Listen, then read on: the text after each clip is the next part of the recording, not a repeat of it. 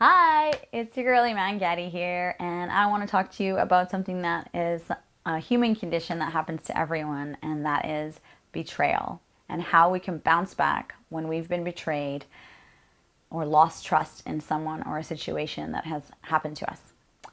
So it's bound to happen. We all have those moments where people let us down, where we feel completely hung out to dry, where maybe someone didn't show up for you, or maybe someone broke up with you, maybe your friendship crumbled to the ground, maybe a business partnership, or you lost your job and you feel betrayed because it was something that you poured your heart into and you just didn't see it coming. It happens to all of us. And if we're lucky, we'll get more opportunities to be on this planet and it'll happen some more. So we need to have some key tools on how to bounce back. And the first thing I like to do is to stay present. I know we all like to replay things over and over and over in our mind and sort of relive the event over and over again. And while there might not be anything you can do about that, what you can do is take some time to stay fully present. Take some deep breaths, live in the now, ground yourself in the now, and don't get trapped in your mind going between past and future scenarios and reliving things. Fully ground yourself in this moment because we need you here if we're going to move forward. Once you have that, once you feel present and you're in this moment, you need to allow yourself to feel your feelings.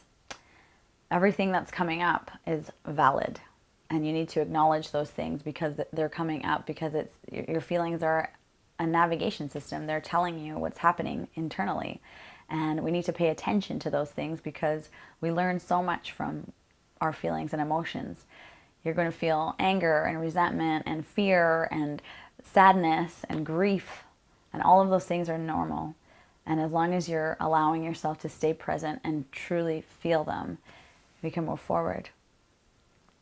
Once you have allowed yourself to feel the enormous amount of emotions, you need to let them out.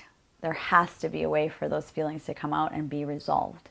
They will not serve you by staying stagnant inside your body.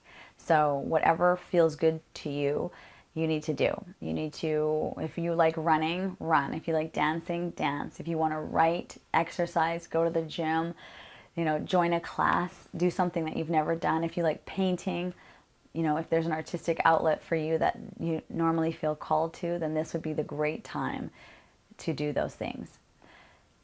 That is also a form of self-care, right? Because you've felt the feelings, you're letting them out, and you're just honoring the fact of the state of your human body. You're honoring the way you are right now, whether or not you like it. Obviously, if this is betrayal, you're not going to enjoy the things that are coming up, and you're not going to enjoy being in that state in the first place. But by allowing yourself and giving yourself permission, you enable yourself to heal faster. Once you have taken, your self-care seriously and really taken some steps in order to let your feelings out, you need to move forward, right? You need to make a plan. Now that plan could be getting back on track where you were before this betrayal happened. Reevaluate your goals.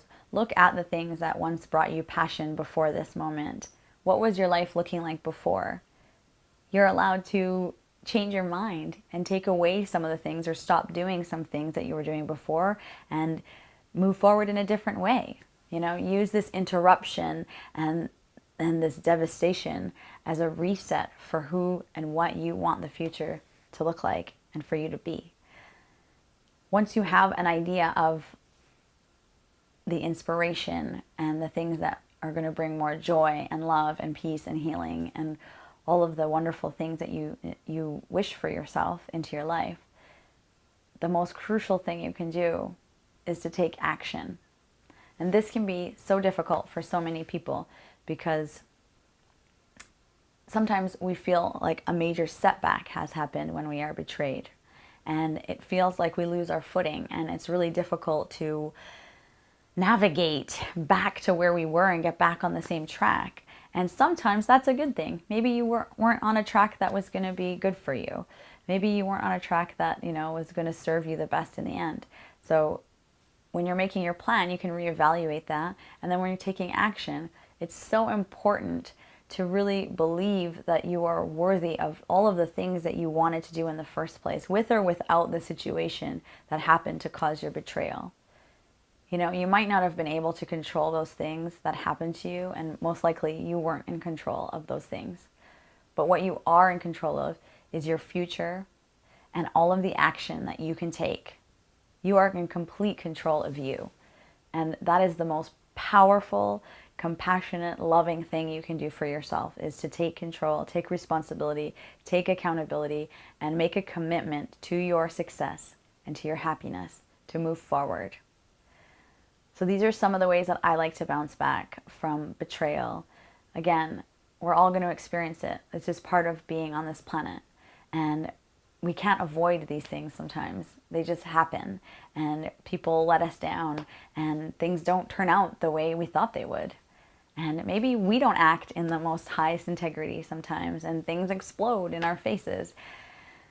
But if you follow these steps, it'll help you get back to where you were going. It'll help you get back and reset yourself and get back on track to living the life that you were destined for. And I know there are a million great things waiting for you. You just have to get going. I hope that this message has helped you in some way. It's been an honor to be here, and thank you so much.